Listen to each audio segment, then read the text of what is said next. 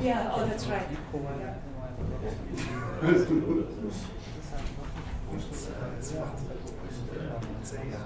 We have the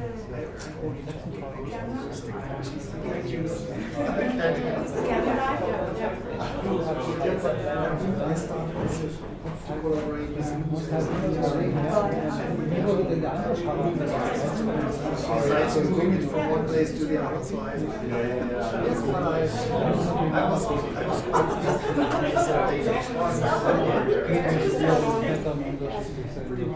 Jeremy is going to check.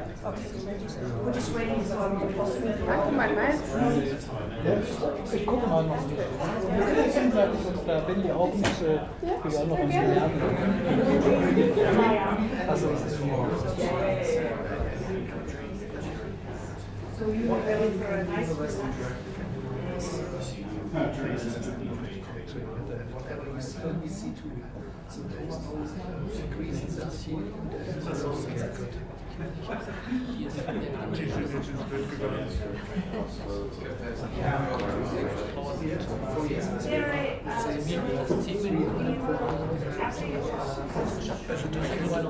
Share with you the list.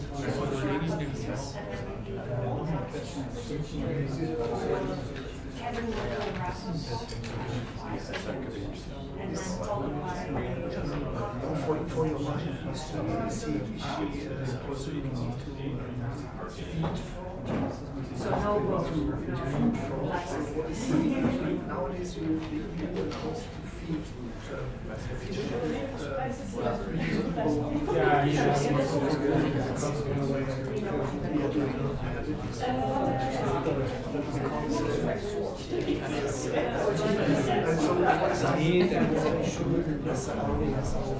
That's what you can measure this.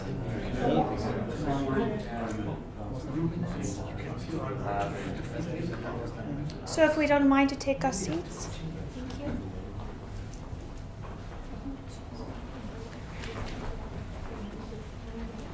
All right, thank you everybody. So I'd like to introduce you to Professor Rudolf Oehler from the Medical University of Vienna. Who will be our final talk of the day, and appreciate again for your flexibility with schedule, and we're happy to meet you.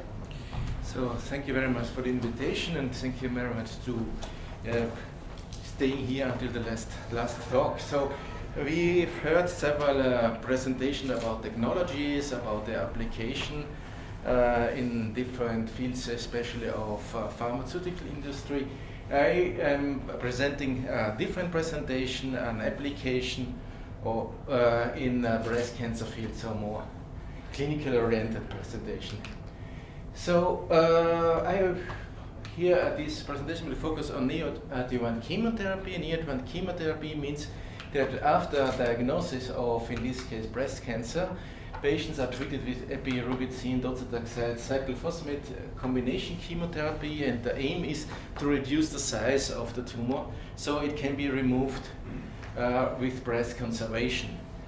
But the problem in this case is that we have only a part of the patients respond to this kind of therapy. So we have 22% of patients who have a complete pathological remission, which means that there is no viable tumor cells left after this chemotherapy. This is the ideal situation.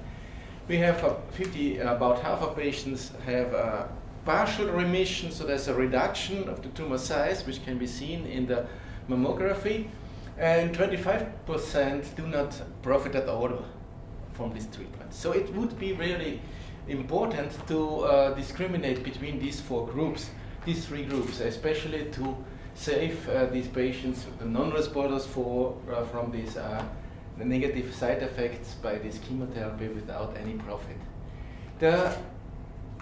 response is determined at the end of this therapy during surgery, and the criteria, the so-called RECIST criteria. And here an example of a mammography before time of diagnosis. You have here the tumor. It apparently disappeared after this treatment, but when you take a clear, more detailed look, the pathologists see that there are several living tumor cells left inside, so it is a near complete remission, a near complete response, and you see some or a lot of dying cells within this tumor. These cells are dying because of the chemotherapy, but not all tumor cells are dying. So now when we look what happens to these dying cells, these dying cells can release antigens, can release damage-associated molecular patterns. These molecules stimulate in antigen-presenting cells in the surrounding. These antigen-presenting cells are recruited, and they then take up the antigen and present them to the T cell. The T cells are then primed and migrate towards the tumor and release interferon gamma and Gram-SAM-B to kill the tumor cells. So this is the so-called tumor immunity cycle, which is induced when you have this cell death, but it's not the case with every type of cell death. Cells can die either by apoptosis or by necrosis or necroptosis. There are more and more different types of regulated types of cell death which are described. And when you look here, the necrosis, you have that what you want. In our case, the cells release these dams. The cells are taken up by the antigen-presenting cells, and these cells release pro-inflammatory cytokines like IL-1, IL-6, IL-12, and so on, and TNF-alpha. But when the cells die by an apoptotic cell death, we have also an uptake and also a clearance of these dying cells, but these phagocytosis or efferocytosis of dying cells induces a release of active anti-inflammatory cytokines like IL-10, TGF-beta, prostaglandins. So it can be either this or that the case in our patients.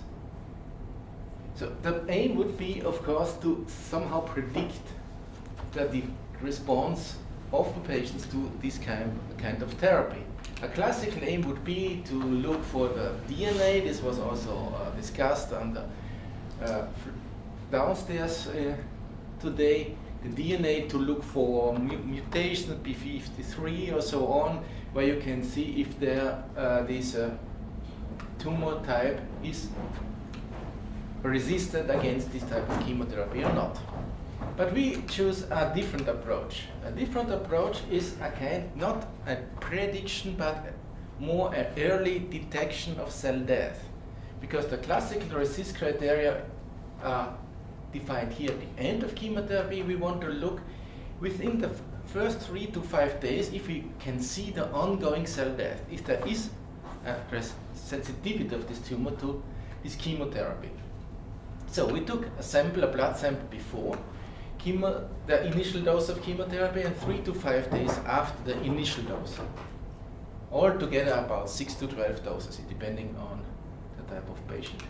So these are the patients included in our study. And first we did some multiplex analysis looking for cytokines. And you see here that we have an increase from before the initial dose to after the initial dose of IL-6 significantly.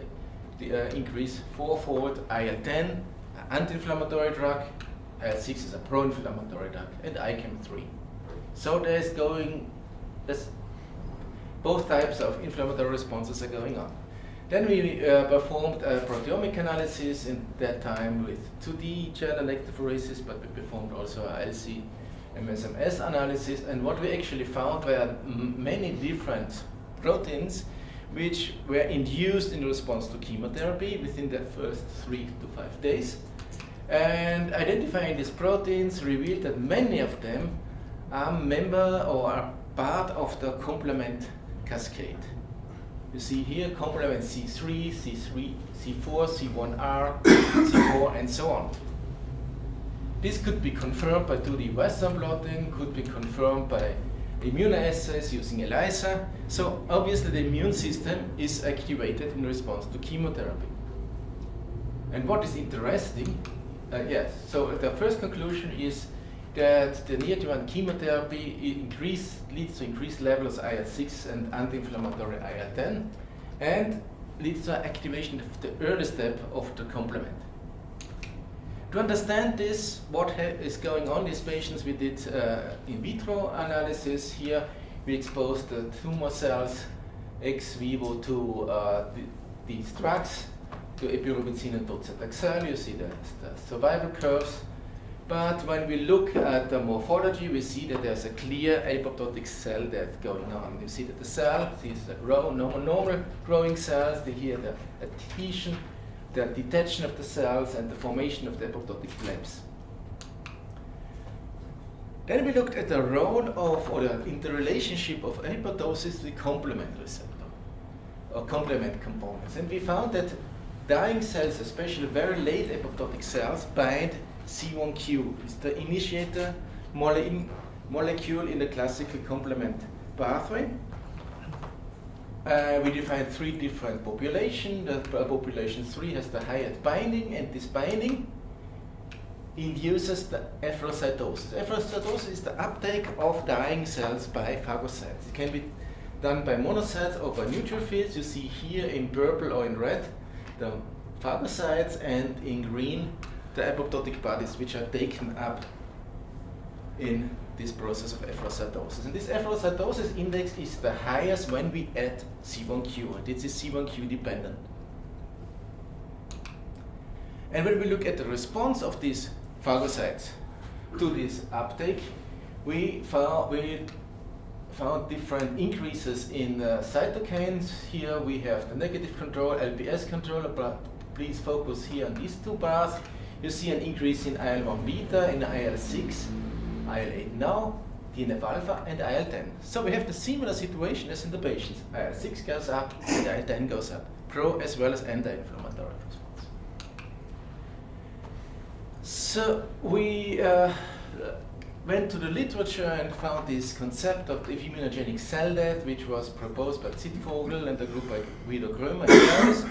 And they've proposed that one of the main important proteins in ICD is the exposure of calreticulin and the release of HMGB1. HMGB1 is a molecule which is normally in the cell nucleus and acts as an accessory transcription factor, and calreticulin is normally a protein of the endoplasmatic reticulum. Both are not released under normal circumstances. But in case of immunogenic cell death, they are released or presented on the surface. So we exposed our cells with to the chemotherapeutics like docetaxel and epirubicin, and here you see exposure of calreticulin on the surface. And you see also a release of HMGB1 to the supernatant of this cell culture. Here docetaxel it did, epirubicin not, but the combination we have a higher release of HMGB1. Now we went back to our patients. Again, the same approach. We took a sample before the initial dose and after initial dose of chemotherapy and looked for plasma HMGB1 levels. And compared this with the RECIST criteria after the chemotherapy. And here you see the RECIST criteria, the non-responder, the responder. Here we found we see the pathological complete remission, and here you can observe an increase of HMGB1. This is before, this is after the first initial dose. This increase is only observed in the responders, it's not observed in the non-responders. So obviously, patients who respond to this chemotherapy, there you have a cell death, you have a release of HMGB1, so HMGB1 can detect very, very early, within 3 to 5 days, if there is a cell death, if there is a response going on. And you don't have to wait for 12 cycles, meaning 3 and more months.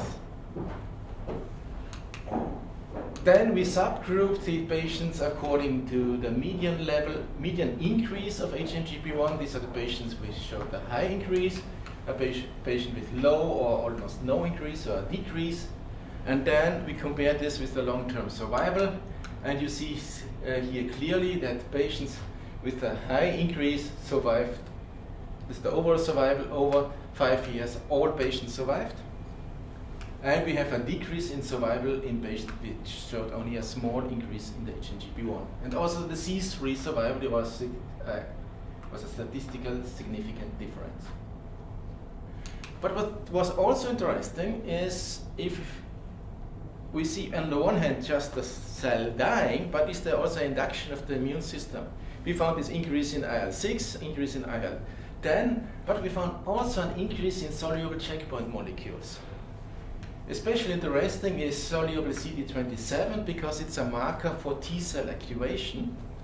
So obviously there's not only dying cells or tumor cells dying, also the T-cells are activated, so we have a really ongoing immune response to these dying cells. So in conclusion, I can say that our data confirm that epirubicin, docetaxel, and cyclophosphamide-based neoadjuvant chemotherapy induces immunogenic cell death, and this HNGP1 as one marker for ICD is predictive for the response to therapy, but also prognostic for the 5-year long-term survival of patients. But an important point what I want to stress here in this audience is that it's not just strategy to identify biomarkers for this specific neoadjuvant chemotherapy. It's more or less, it should work also for other types of anti-neoplastic therapy. All type which induces a cell death can be investigated by this strategy. It's just a small change in the strategy, not only look at your sample before the therapy, but also during your therapy in the first period, you can get a lot of important information. So I want to thank the people who did actually the work, Monika Sachet, Hanna Michelmeier, Katharina Strasser, and Victoria Brandl did most of the work. And I would like to thank you for your attention.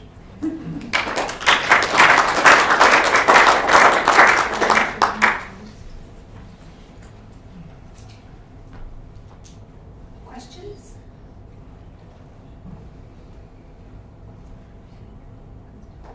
So the HNGP1 measurements, did they decline after the therapy was finished?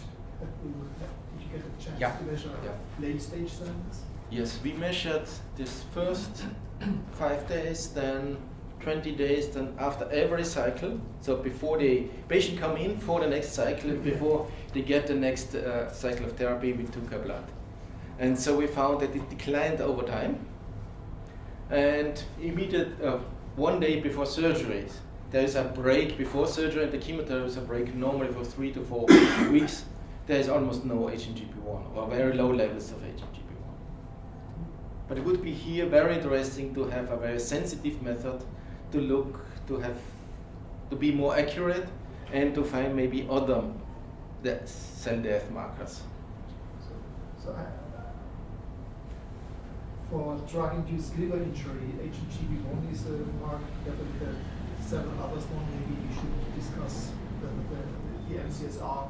MCFR receptor, for example. Maybe we can add a couple of essays to your paper.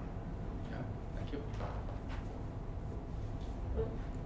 Do you see a chance to translate this diagnosis and prediction markers and cell death markers into some kind of a therapy, making use of the appearance, if you think from the other corner?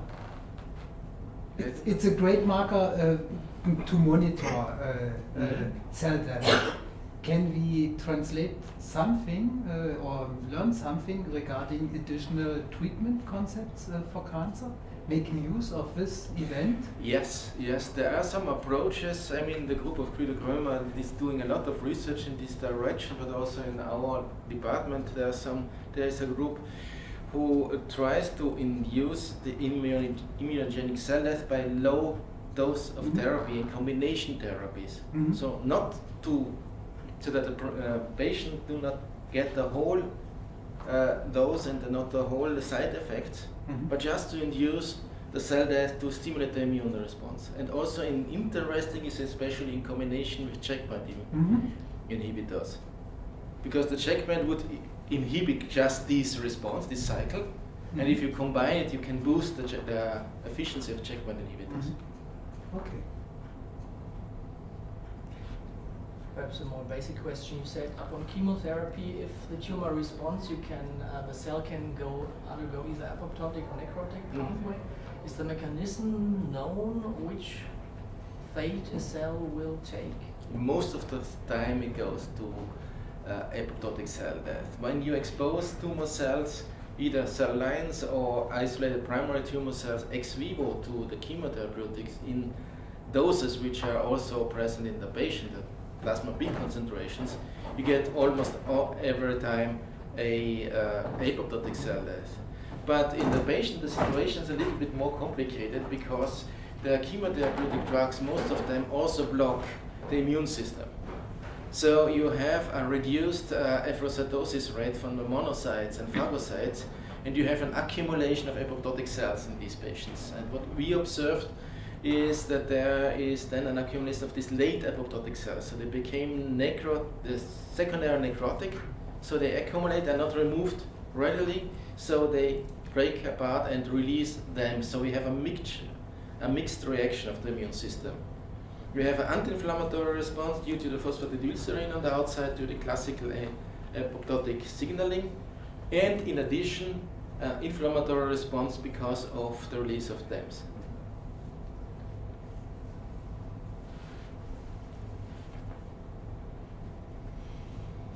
Any more questions? Thank you. Thank you.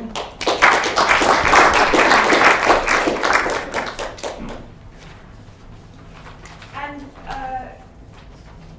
Dan is also still here, if there was any other questions that if you didn't get to catch up with him.